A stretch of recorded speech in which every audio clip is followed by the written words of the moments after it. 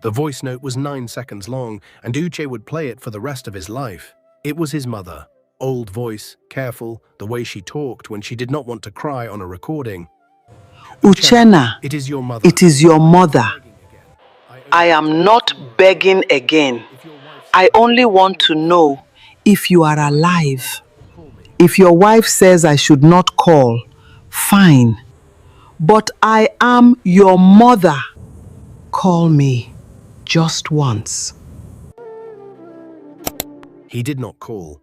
He did not call because the woman lying next to him, the woman he loved, the woman who had shown him for 3 years exactly how his family used him, had put her hand on his chest that night and said, Baby, if you call her, we are back to square one. Do you want peace or do you want them? Back to square one. He wanted peace, so he chose peace. He chose the ring. Or do you want them? Look at this man. His name is Uche, and everybody who hears this story is going to call him a fool, a weak man, a husband who let his wife turn him against his own blood. And maybe you are right, but everything his wife told him about his family, every receipt, every screenshot, your brother said this about you behind your back. The woman lying next to him made it up. All of it.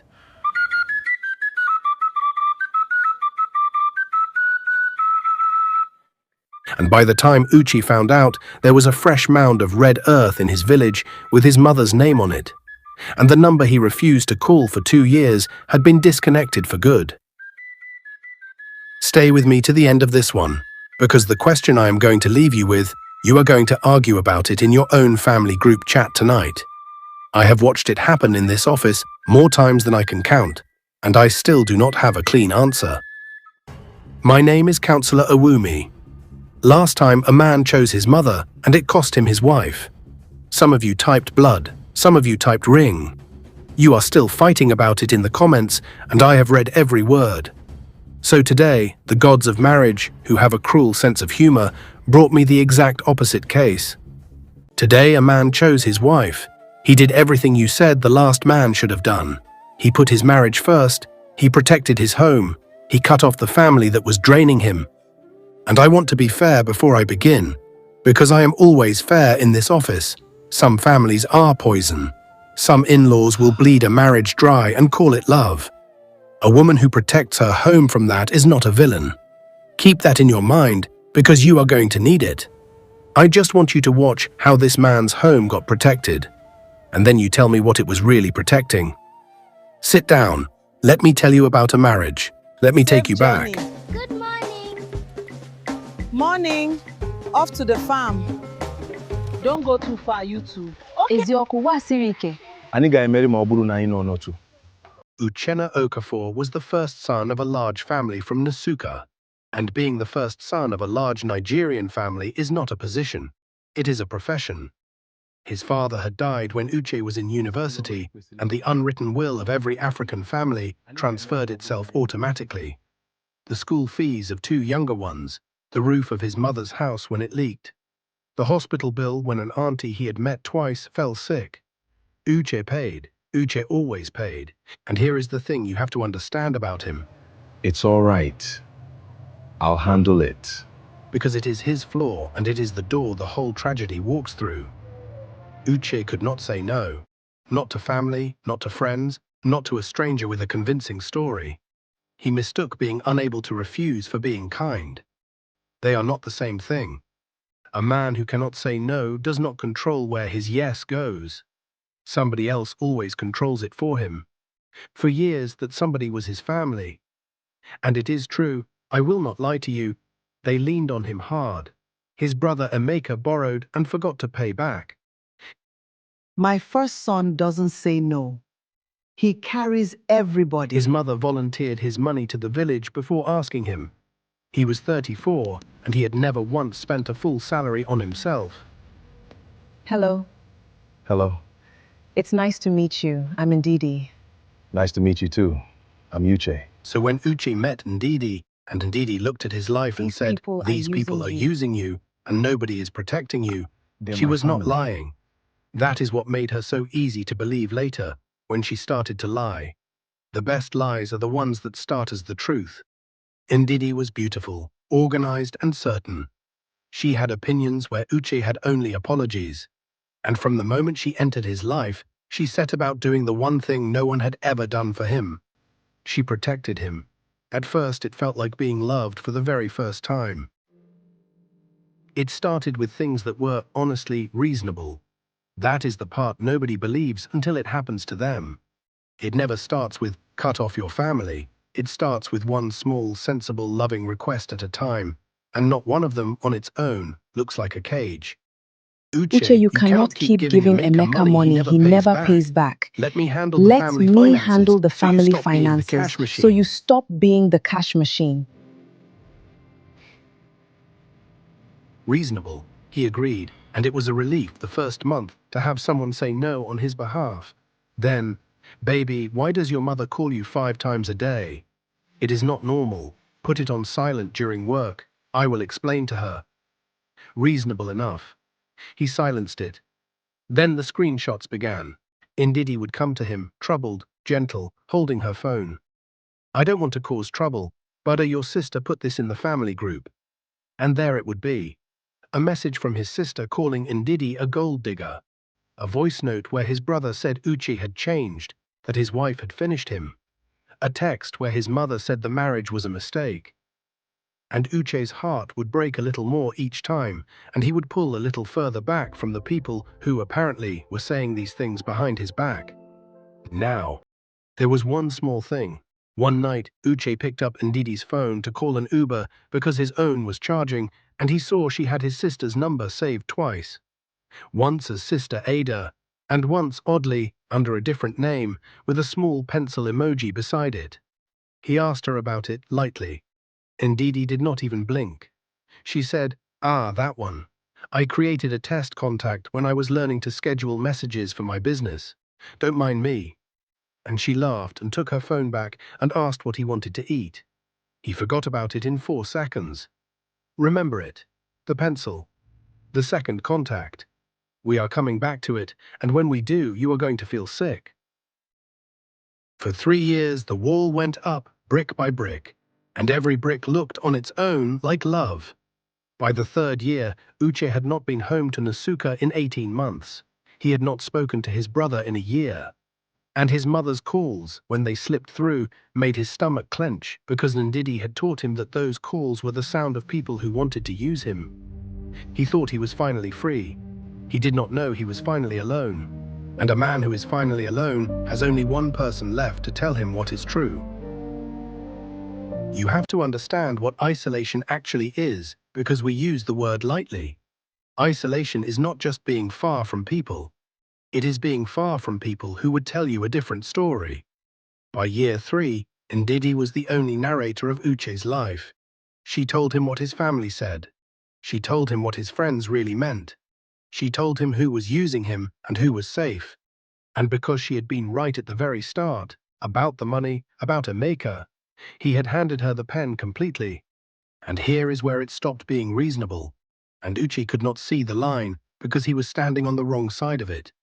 His childhood best friend, Toby, the one who knew him before the money, took him aside one day and said, Guy, "Guy, I have to I have tell to you, tell you, you have you have changed. changed. We never We see never you. see you. Your mother Your called me mother called me crying. crying. Is everything okay okay at at home? home?" Uche went home and told Ndidi. And Ndidi cried. Not angry, hurt. So even Toby is now talking about me behind my back. Uche, is there anyone in your life who is actually on our side? Or is it just me, alone, fighting for this family while everybody tries to break us? And Uche, God help him, apologized to her. For his friend. And he stopped picking Toby's calls. That is the move. Watch it. Every person who tried to reach Uche became, in Ndidi's telling, another enemy of the marriage. The mother, the brother, the sister, the best friend. One by one. Until the only proof of anything was Ndidi's mouth. And I have to stop and be fair, because I promised you I would. There were real things too. Emeka really had collected money and not paid. The family really had leaned on Uche for years. Ndidi did not invent the wound. She found a real wound, and she pressed on it for 3 years until Uche could not imagine life without the person pressing. That is what makes this one hard. If the family had been perfect, Nobody would believe her. They were not perfect. Nobody's family is. And that 1% of truth carried 99% of lies on its back. Then, in the third year, Uche's mother got sick. Really sick. And the family did the only thing left to do with a son who would not answer. They sent the message through the one channel they thought he could not ignore. Mama Nkechi was admitted in a hospital in Enugu, and the diagnosis was the kind that comes with a number of months attached. His sister called. Ndidi answered Uche's phone now to protect his peace. His sister was told he was busy. His brother sent a long message. Ndidi read it first, the way she read everything first, and what she told Uche it said was, "They are claiming Mummy is dying. Uche, they have used this trick before. Last year it was her leg, now it is this. They know you have just gotten the new contract. The timing is too convenient. I am not saying don't care. I am saying don't be a fool again. The timing is too convenient. Don't be a fool again." And Uche, who had been trained for 3 years that his family's emergencies were manipulations, who had a wife crying beside him about being used, made the calculation that would end him. He sent money, a lot of it, and he did not go. He told himself sending money was love. Sending money is what you do when you want to handle an inconvenience without being changed by it. His mother did not need his money. She had a son with money. She needed her son. She asked for him until the end. The nurses said the old woman kept her phone in her hand on the pillow. Not to call, just in case it rang. It did not ring. And then there was a voice note, 9 seconds, the one you heard at the start. "I only want to know if you are alive. Call me, just once." He listened to it. Ndidi was in the room, and Ndidi said softly, "Baby, If you call if you her, call her, we are back to we're square back to one. square one. Do you want peace, or do you Do want you want them?" peace, He put the or phone do you down. want them? 11 days later, Mama Nkechi died in Enugu, holding a phone that never rang, and her last clear sentence, the nurse swore, was not a curse. It was an excuse for him. My son She is said, just busy. "My son is just busy. He will come." He will come." He did not come to that either. Ndidi told him the burial was a trap to drag him back into their drama. So the first son of the family was not at his own mother's funeral. The village has not finished talking about it. Now, if a man can miss his own mother's burial because his wife told him it was a trap, you would think nothing could wake him. One thing could. The same thing that wakes everybody in these stories. Not a feeling, evidence. It came from a cracked phone screen. It was almost a year after the burial. Ndidi's phone screen cracked, and she used Uche's old phone for 2 days while hers was repaired. And she logged into her messaging backup on it and forgot to log out. Uche picked up the phone to find a receipt. And the app was open. And he saw a conversation thread with a contact he half remembered. A contact saved with a small pencil emoji beside it. Remember the pencil? The test contact she made when learning to schedule messages for her business? It was not a test contact. It was Ndidi talking to Ndidi. For 3 years, Ndidi had been creating the messages herself. She would write a cruel message from his sister, screenshot it, delete it, and bring the screenshot to Uche in tears. The voice note where his brother said Uche was finished, she had an app for that, and a folder of them. The texts where his mother called the marriage a mistake, she wrote every single one. She had built an entire fictional family that hated him, out of her own hands, on a second contact with a pencil beside its name, because she was editing his life. His real family, the messages from the real numbers, the ones Ndidi read first to protect his peace, were in a hidden archive, hundreds of them, years of them. "Uche, please call your mother. Brother, whatever we did, we are sorry. Just come home. Uchenna, your mother is asking of you every day. Please, she does not have long." He had been told his family abandoned him. His family had been clawing at a locked door for 3 years, and his wife held the key and told him the door did not exist. He did not shout. They never shout in the worst moment. He sat on the floor of his beautiful, peaceful, protected home, and he played a 9-second voice note. And for the first time in 3 years, there was no one in the room to tell him what it meant. He confronted her. Of course he did. And here is the part you are not ready for, the part that makes this a blood versus ring story, and not just a story about a wicked woman. Ndidi did not deny it. She looked at him, calm, the way she had been calm for 3 years, and she said the thing that has kept me awake on this case. She said, "Yes, I did it, and look at you. You are richer, you are calmer, your business has tripled, and you did not have to give one kobo to those people who would have finished you. I gave you a life, Uche. I just had to take your family to do it. You would never have let them go on your own. You were too weak. I was not protecting you from them. I was protecting you from yourself. And it worked." And then she said the part that turned Uche's blood to water, because she said it the way you state a simple fact. Your mother was the only one who could have undone all of it. One visit home, one good cry on her shoulder, and you would have run back to them and handed them the keys again. I am not sorry she is gone, Uche. I am only sorry it took her so long. And the terrible thing, the thing Uche could not answer, was that on paper, about the money, about the freedom, she was not entirely wrong. That was the horror of it. She was a monster who could show you a balance sheet. My name is Counselor Owumi. I told you the gods of marriage have a cruel sense of humor. Last week a man chose his blood and lost his wife. This week a man chose his wife and lost his blood. And I am still not sure which one of them I pity more. Here is the question, and I warned you it would follow you into your own family group chat tonight.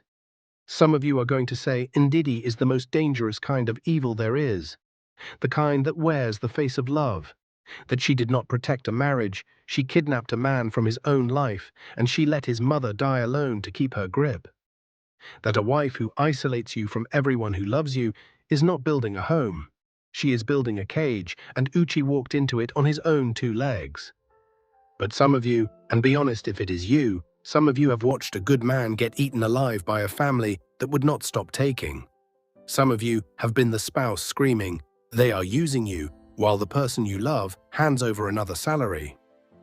And a small, quiet part of you heard Ndidi say, "I gave you a life, I just had to take your family to do it." And a small, quiet part of you thought, "She has a point. He is richer. He is calmer. His mother's family would have kept bleeding him." So tell me, blood or ring? If a man's family comes first, no matter how much they take, type blood. If a man's home and his peace come first, even if protecting it costs him his family, type ring. And then the harder one, the real fight. The one I want pinned to the top of this video. Uche is a grown man. Nobody held a gun to him. He silenced his own mother's calls with his own thumb for 3 years. So when his mother died holding a phone that never rang, was that Ndidi's sin? Or his? Can he blame the woman who built the cage when he is the one who kept choosing to stay in it? Don't scroll. Pick a side. Let me see your family in the comments, because there is a new file on my desk, and this one is the case that everybody in this country has an opinion on, and nobody agrees. A man's wife and his mother are both drowning, and he can only save one. No tricks this time, no villain, no lie. Just an impossible second and a choice, and a whole village waiting to judge whichever one he lets go. That is next time, on Blood vs. Ring. Where blood and ring collide, somebody always bleeds. The only question is who.